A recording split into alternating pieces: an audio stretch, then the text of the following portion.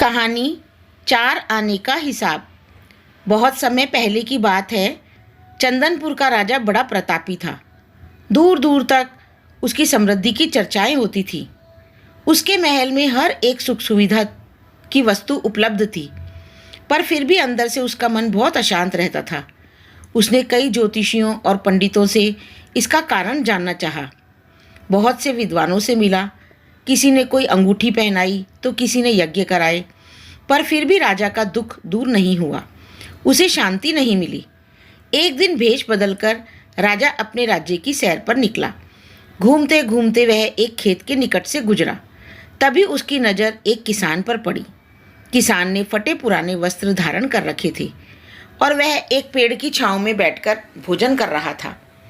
किसान के वस्त्र देख राजा के मन में आया कि वह किसान को कुछ स्वर्ण मुद्राएं दे दे, ताकि उसके जीवन में कुछ खुशियां आ पाएं।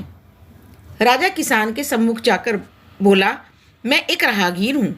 मुझे तुम्हारे खेत पर ये 4 स्वर्ण मुद्राएं गिरी मिली। चूंकि यह खेत तुम्हारा है, इसलिए ये मुद्राएं तुम ही रख लो। किसान बोला, ना ना सेठ जी, ये मुद्राएं मेरी नहीं हैं। इसे आप ही रखें या किसी और को दान कर दें। मुझे इनकी कोई आवश्यकता नहीं। किसान की यह प्रतिक्रिया राजा को बहुत अजीब लगी। वह बोला, धन की आवश्यकता किसे नहीं होती, भला आप लक्ष्मी को ना कैसे कर सकते हो? सेठ जी, मैं रोज 4 आने कमा लेता हूँ और उतने में ही मैं प्रसन्न रहता हूँ। किसान बोला, क्या आप सिर्फ 4 आने की कमाई करते हैं और उतने में ही प्रसन्न रहते हैं? यह कैसे संभव हो सकता है? राजा ने अचरज से पूछा। सेठ जी, किसान बोला, प्रसन्नता इस पर निर्भर नहीं करती कि आप कितना कमाते हैं या आपके पास कितना धन है। प्रसन्नता उस धन के प्रयोग पर निर्भर करती है। तो तुम 4 आने का क्या क्या कर लेते हो? राजा ने उपहास के लहजे में प्रश्न किया। किसान भी बेकार की बहस में नहीं पड़ना चाहता था। उसने आगे बढ़ते हुए उत्तर दिया, इन 4 आनों में से एक मैं कुएं में डाल देता हूँ, दूसरे से कर्ज चुका देता हूँ, तीसरा उधार में दे देता हूँ और चौथा मिट्टी में गाड़ देता हूँ। तो राजा सोचने लगा। उसे यह उत्तर समझ में नहीं आया। वह किसान से इसका अर्थ पूछना चाहता था, पर वह जा चुका था।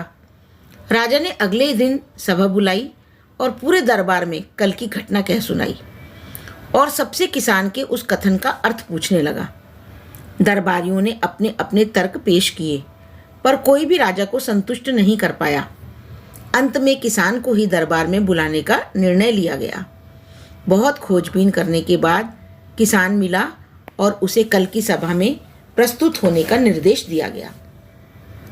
राजा ने किसान को उस दिन अपने भेष बदलकर भ्रमण करने के बारे में बताया और सम्मानपूर्वक दरबार में बैठाया।